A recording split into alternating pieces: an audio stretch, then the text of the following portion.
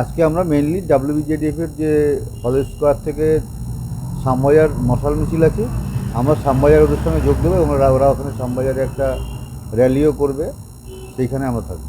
সোদপুরে যে আজকে রাত জাগো ওরা তো দেখাই হবে, যখন আমরা যাব তখন নিশ্চয়ই ওদের সঙ্গেও দেখা হবে। সিবিএস যে এই যে বিষয়টা কোথাও কি মনে হচ্ছে যে কোনো সেটিংসের বিষয় রয়েছে? সেটিংস নয়, সেটিংসের থেকে বড় কথা হচ্ছে আর্থিক লেনদেনের ব্যাপার আছে এখানে। আমাদের কাছে প্রমাণ নেই, তাই সামনে এখনো কিছু বলতে পারছি না।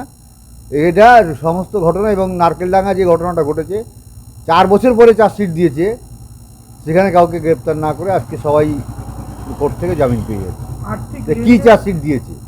আর্থিক কেলেঙ্কারি, যেটা কলকাতা আরজি করে হচ্ছে মামলা, যেটা চার্জ ফ্রেম হয়েছে, 2 দিন সাক্ষ্য গ্রহণ হয়েছে, 2 দিন সিবিআই লয়ার এবং সিবিআই যে আইও তারা পেপার নিয়ে যেতে ভুলে যায়। এটা কি? এটা ছেলে খেলা সব কিছু নিয়ে সারা ইচ্ছাকৃত ভুল? না না, ইচ্ছাকৃত বলে করে, এরা টাকা খেয়ে এরকম করে। আমার সামনে গিয়ে দাঁড়িয়ে বলতে পারি। আপনি কি সিবিআইয়ের বিরুদ্ধে অভিযোগ করছেন?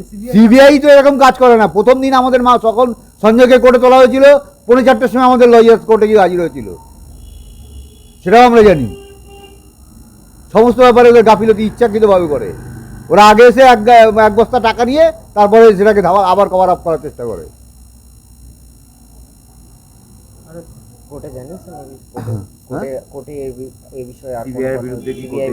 সিবিআই বিরুদ্ধে কোনো কথা বলার মতন প্রুফ আমাদের কাছে নেই, সুতরাং বলতে পারছি না। চেষ্টা করছি আমরা প্রুফ। সীমা পাউজার বিরুদ্ধে একটা অভিযোগ করছিলেন। সীমা পাউজার বিরুদ্ধে তো হাজার অভিযোগ। গতকাল যে কোশ্চেন আমরা রেখেছি, কোনো কোশ্চেন উত্তর দিতে পারিনি। আমাদের কাছে যে কোশ্চেনটা আছে এবং এমনকি যে 54টা কোশ্চেন হাইকোর্টে আছে, তাও উত্তর দেয়নি এখনো পর্যন্ত। আগামী দিনে অমিত শাহের সাথে যখন যোগাযোগ হবে এই বিষয়টা কি? অবশ্যই বলবো। আমি তো বলবো সিবিআই ডিপার্টমেন্ট তুলে দাও, পরিষ্কার কথা এইভাবে বলবো।